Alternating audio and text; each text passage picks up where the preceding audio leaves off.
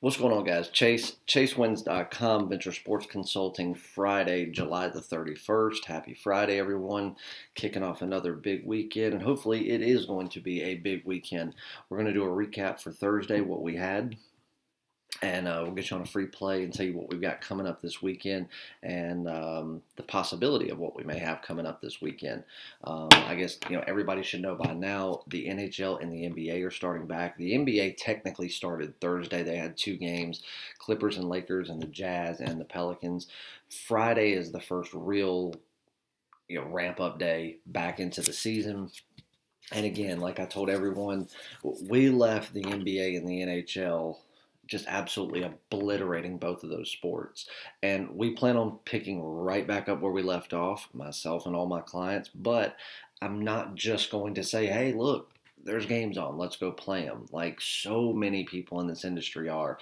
You know, I probably got 60 plus emails today of people, some people that I know, some people that I don't, saying, hey, so and so said this in a video, or so and so put this on Twitter, or so and so did this, regarding an NBA game. Your thoughts? And I'm like, well, my thoughts are about as relevant as anyone else's thoughts because this has never been seen before. You've never had an NBA season that was three quarters of the way over. Well, three quarters, it was just over that. Over three quarters of the way completed, abruptly shut down for 4 months. Everybody gets thrown into a bubble, quarantined, basically no outside world. You're just in this compound life. Everybody's living together like you're in, a closed, locked off college campus of sorts. And now they're going to start back up the season. What do you mean, my thoughts?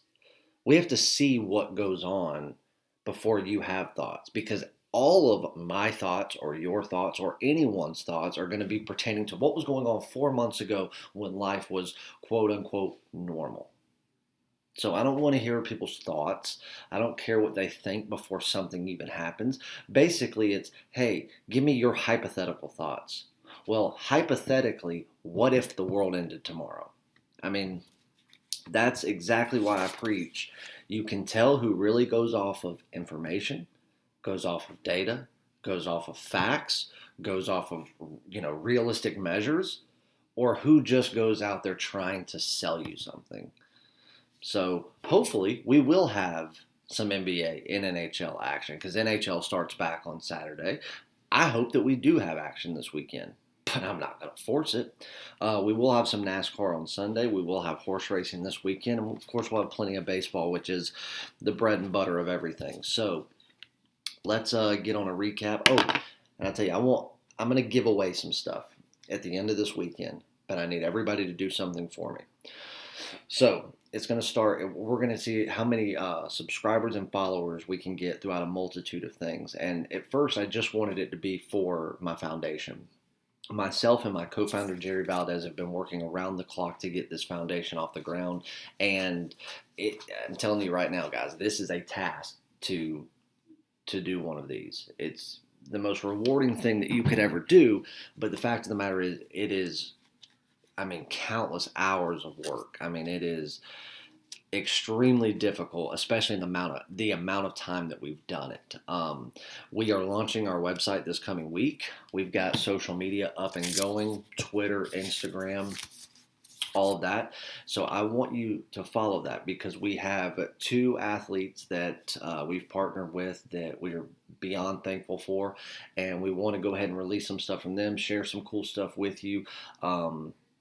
And we really want to get this thing off the ground. This is the perfect time to really help these youth when they need the help anyway, all the time, not just during a pandemic, but now so more than ever. So I'm not asking for any money or anything like that. I just want you to show support by following our social media. And that way, when our website launches next week, you'll see the information. And if you ever want to get involved in anything that we're doing, you'll know how. So I am going to give away a month package. And at first I was just going to give away one, but I'm going to give away a handful of them. So, but the way that you have to what you have to do to enter, and everybody can get entered. If you are not subscribed to this channel, do so. Subscribe to the channel, throw a like on the video. I can see everyone that subscribes. Also, follow me on Twitter at PicksChase, PickCschase. Now, I know a lot of you are already subscribed or already following me on Twitter, and that's fine. I also want you to go into the link into the description of this video, and you will see the Instagram and the Twitter link for the We Are Sports Foundation. Go follow both of those. And then what I want you to do is, tag us, retweet, repost something. I'll be able to see all of this. And on Sunday night at midnight, I'm going to go through on each one, YouTube, my Twitter, the We Are Sports Instagram, the We Are Sports Twitter, and I'm going to select someone that has subscribed, followed, to win a free month package. I will direct message you to let you know that you won. If you are not subscribed or follow any of them, you can do one, and that gives you 4 chances to win.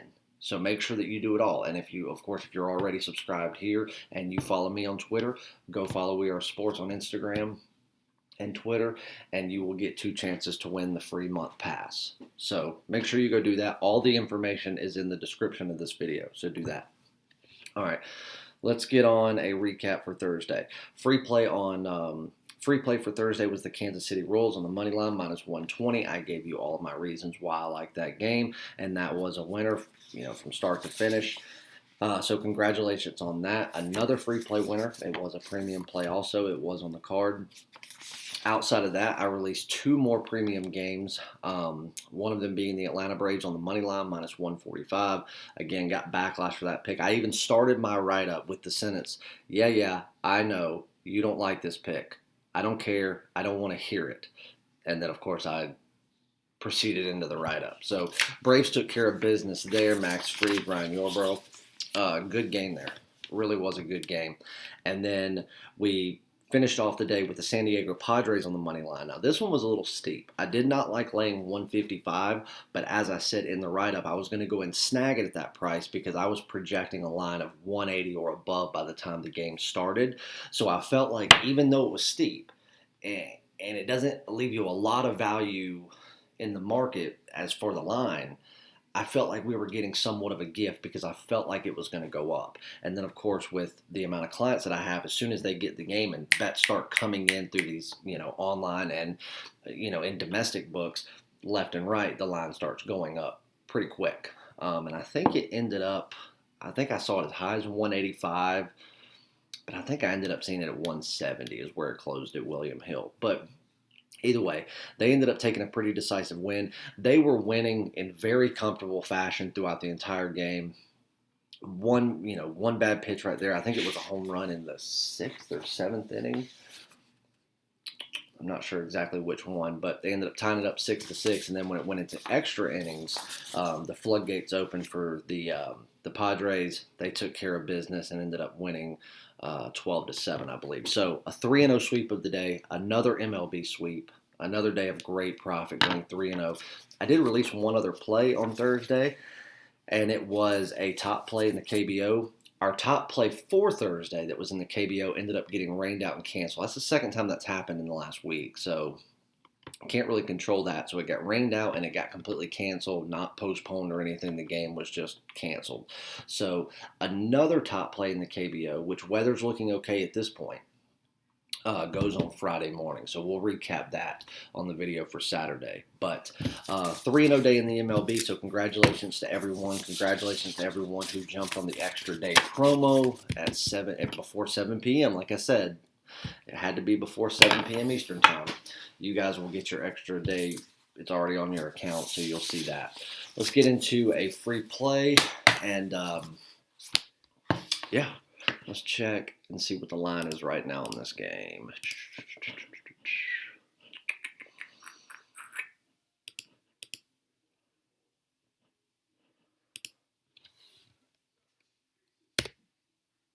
Give me just 1 second.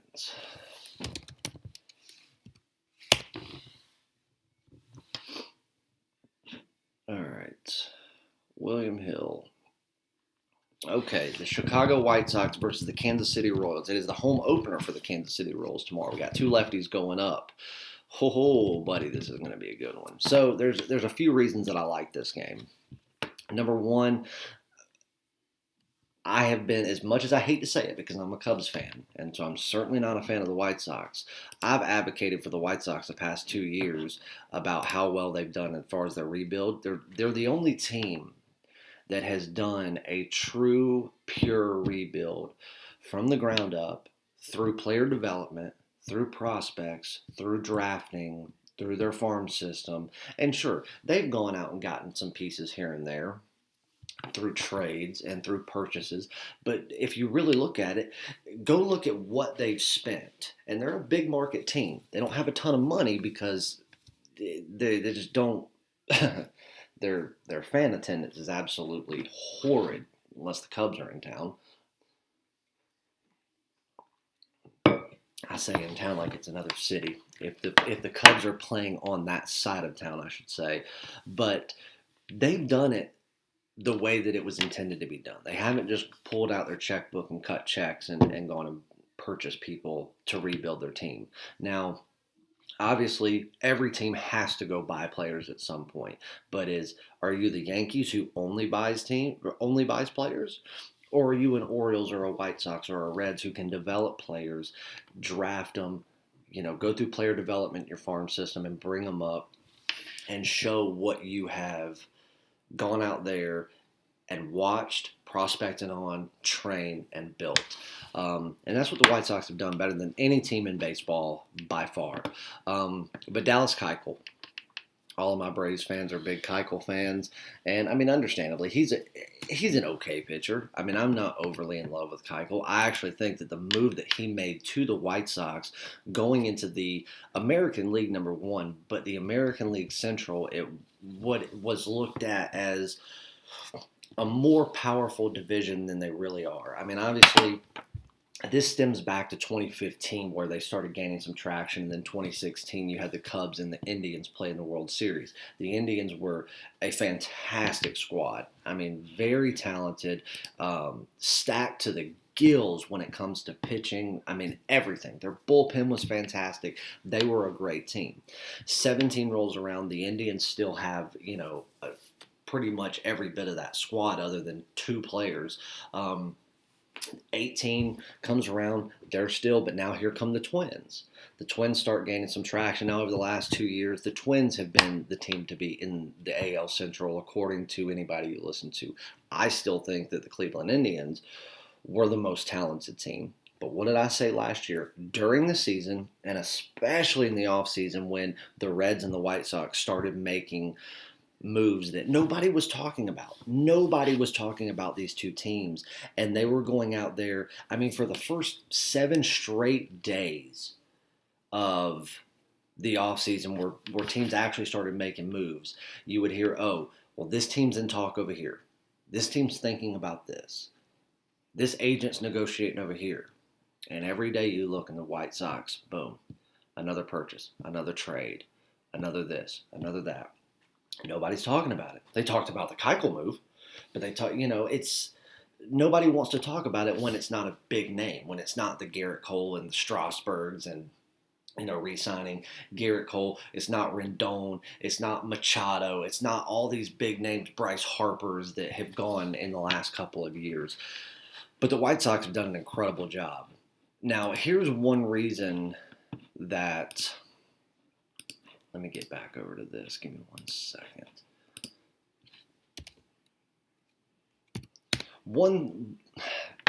I like this game not only because Keuchel's pitching, and I think that he made a good move going into not only the American League, but a division where I think he can be an even better version of himself. There's 2 reasons why I like his opponent. Chris Bubic is going in for his debut. He's never pitched above single A ball, period, other than if you count spring training. Now, I followed him very closely last year because he was a fairly high sought-after draft pick. But at the very beginning of his first year, and I believe he was playing with the Lexington Legends. Yes, that's right, because I actually went and saw them play in South Carolina against a Red Sox prospect the same night that I went and did an interview with Eric Jarenko. So the Lexington Legends were in town, and he was out there playing with those guys. Now, here's the thing. I followed him close. He was exciting to watch at the single A level, and I do think that he can have success in the major leagues. I'm not taking that away from him. But to debut, and it not only be your debut, but it's the home opener for the Royals, and you've gone out there and your team, the team surrounding you, the bats, the bullpen, everything, have really had to go play hard over the last week. They have to, they kick it off with the Reds. They kick it off with they kick off this week with the Detroit Tigers, which I still think the Detroit Tigers are more pathetic than sin. And obviously, they got beat tonight. We had the Royals.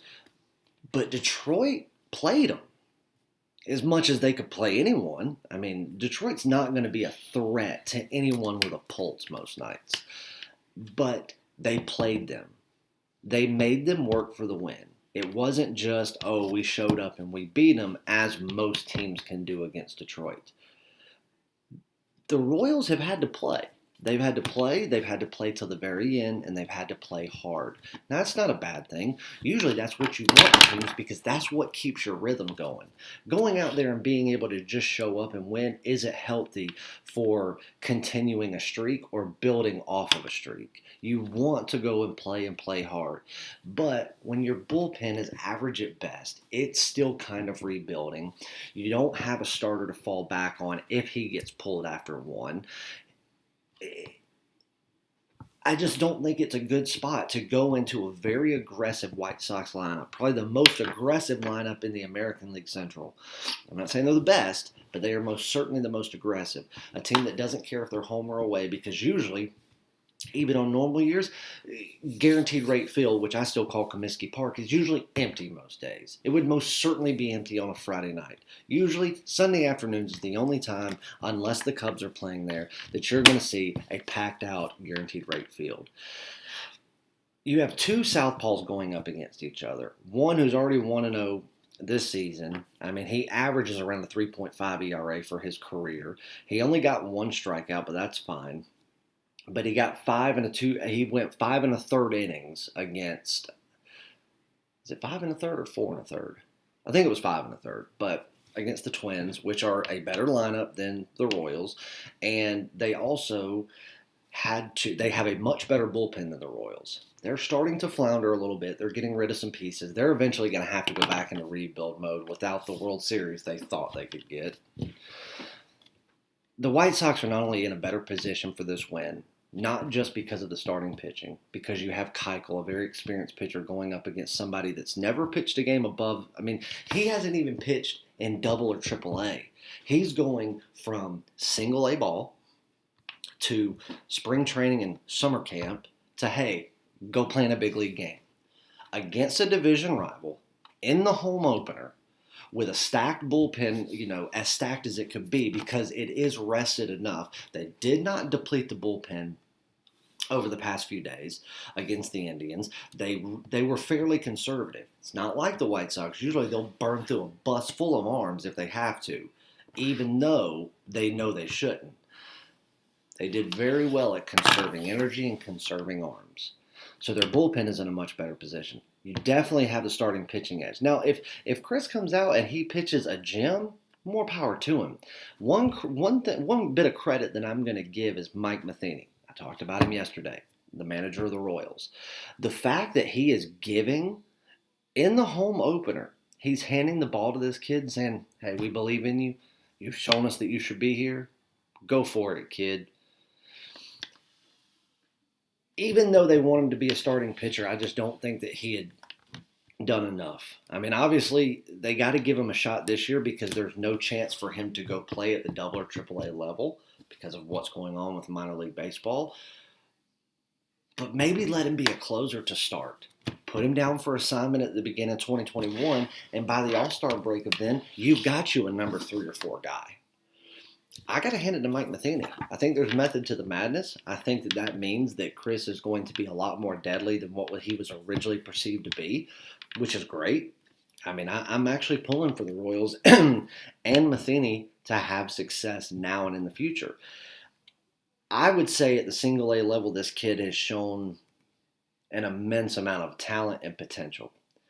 But to go out there and face a hungry and the most aggressive lineup in your division, being backed up by a rested bullpen and a very stout and motivated Dallas Keuchel, I think it's a recipe for disaster, especially with how hard Detroit made you work for, what you got out of that series. I think Chicago went into Cleveland, letting what happened happen, hoping to go into Kansas City and kind of make a statement. I'm going to roll with Chicago. Now, here's the thing. I'm going to give you two plays on this because William Hill right now has got it at -1. Oh, it actually went down. It was at 160. Now it's at 155. Okay, I'm going to tell you this. I'm betting this. Hold on.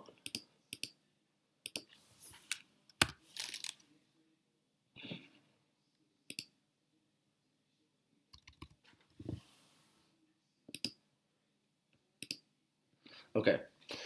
I just bet it at 155. Money line. I am also going to play the run line as well. I'm going to sprinkle a little bit on that because you can get it at -105. I think that's a gift. I don't like playing the run line in the AL Central against division opponents, especially favoring taking the road favorite. But this earlier at Bovada was at 165. I'm not going to lay 165. That's a little bit too steep. If you are comfortable laying the 165, lay it. Do not go above that under any circumstances. So if you can get it at 160 or below, take the money line all day. If not, if it's 165 or higher, I would take the run line at -$1.05. That way, it's a smarter wager. It's better. It's a better investment strategy to not lay that type of juice. And plus, I really do think that if the White Sox play the way I know they can against a team that really needs to just calm down for a day and get back to, kind of a start over point, I think that the White Sox should be able to win this game by more than one. Truth be told, if the White Sox don't win this game by multiple runs, I think they lose outright. But I've got to go with the White Sox in this one. There's nothing pointing to the Royals being able to take it. I mean, obviously, Soler and Whit Merrifield and those guys could end up having a fantastic night, go yard a few times. But even then, I still think that offensively, the advantage goes to Chicago. Starting pitching, we know that it does just for sheer experience. And the bullpen is where the biggest disadvantage lies with Kansas City going into Friday night. So I do think that Kansas City can give the White Sox some fits over the weekend. But as far as Friday, I think this is the best position the White Sox are going to be in throughout this series. So give me the White Sox. Give them to me at -155. I'm also going to sprinkle a little bit on the run line. If you are getting it at 165 or above, I would take the run line at -$1.05. So do what you will with that. But either way, I am taking the White Sox, and that is the free play for Friday. Make sure, go to the description, follow everything there, and you could be chosen to win a free month of service from me, all premium and top plays in all sports. Get ready to go have a big weekend. Congrats on another sweep day in the MLB. That puts us at 15-3 on the year. There is nobody better. They call me the MLB King for a reason, and nobody's getting my crown. See you guys. I love you. Let's kick off a great weekend. Have a great Friday, and I'll see you back for Saturday.